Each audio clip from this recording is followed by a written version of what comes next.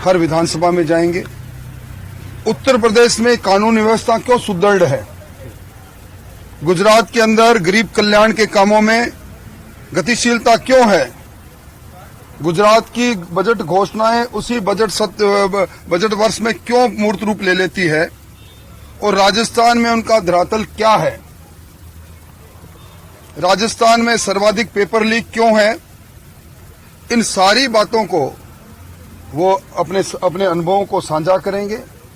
हमारे कार्यकर्ताओं को जो उनके उस राज्य में जो नवाचार हुए हैं चुनाव जीतने की दृष्टि से, संगठन बूथ में चुनाव का युद्ध करने की दृष्टि से, उसका साझा करेंगे और अपने अनुभव बताएंगे। इनकी रिपोर्ट कितनी मायने रखेगी संगठन के लिए? रिपोर्ट का बात नहीं है।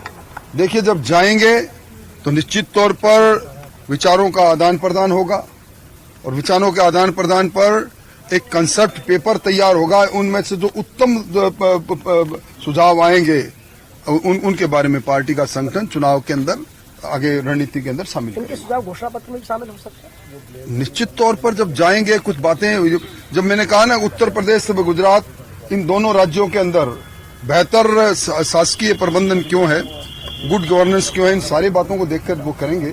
तो इनके जो सुझाव होंगे, इनके जो वहां से लेकर आएंगे कि उन विधानसभा में किस किस प्रकार की कमियां खामियां जो उनके वहां के विकास की दृष्टि से की गई थोथी घोषणाएं, उनकी जमीनी हकीकत के बारे में जानकारी देंगे। जमीनी हकीकत के आधार पर केंद्रीय जो विधायक प्रवास की जो योजना है, ये गुजरात में जो लागू हुई, गुजरात सहित कई राज्यों में वहां फॉर्मूला दिया टिकट काटने का, क्या राजस्थान में भी बड़े ऐसी इनका टिकट से और उसका कोई दूर का ना तो इनको टिकट के बारे में इनसे कोई पूछे विचार करने की बात है, ना ये वहां नब्ज टटोलने जा रहे हैं। ये तो सिर्फ संगठनात्मक दृष्टि से जा रहे हैं और गुड गवर्नेंस की दृष्टि से जा रहे हैं। राजेंद्र जी, देखिए, आप कह रहे हैं जब समीक्षा करेंगे 7 दिन रहेंगे, तो क्या जो मौजूदा विधायक जिस पर होगा उसका जो फीडबैक आएगा जनता उसके बारे में बताएगी? मौजूदा विधायक इनके साथ रहेगा। इनको अलग अलग हर प्रतिदिन इनको अलग अलग करणीय कार्य दिए गए हैं। उन करणीय कार्यों में ये काम भी है कि मौजूदा विधायक के साथ और जनप्रतिनिधियों के साथ ये बैठे।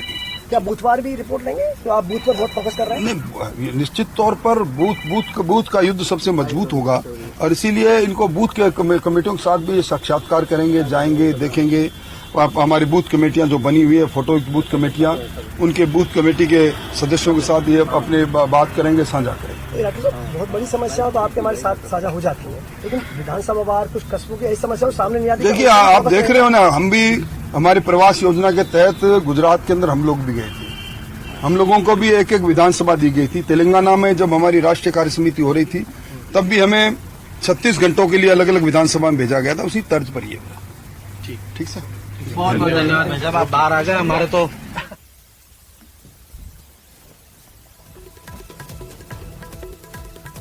चलिए बढ़ते हैं आगे। धौलपुर जिले की आंगई थाना पुलिस और बाड़ी एडीएफ टीम ने बड़ी कार्रवाई की। इस दौरान पुलिस और बदमाशों के बीच मुठभेड़ हो गई। मुठभेड़ के दौरान 2 बदमाशों को गोली लगी है। घायल बदमाशों को जिला अस्पताल के कैदी वार्ड में भर्ती कराया गया है, जहां उनका इलाज चल रहा है। बाकी जो बदमाश थे वो अंधेरे का फायदा उठाकर भाग गए, उन्हें तलाशा जा रहा है। बता दें, यह दोनों बदमाश लुक्का गैंग के सदस्य हैं। पुलिस मौके से फरार अन्य बदमाशों की तलाश में जुट गई है।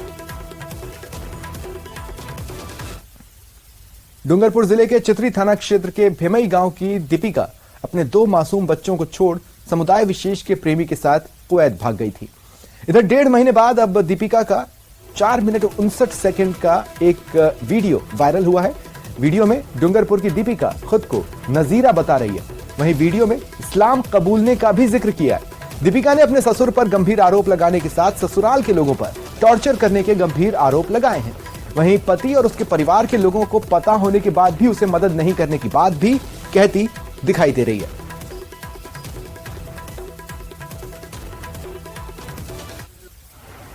अस्सलाम वालेकुम, मैं दीपिका उर्फ नजीरा।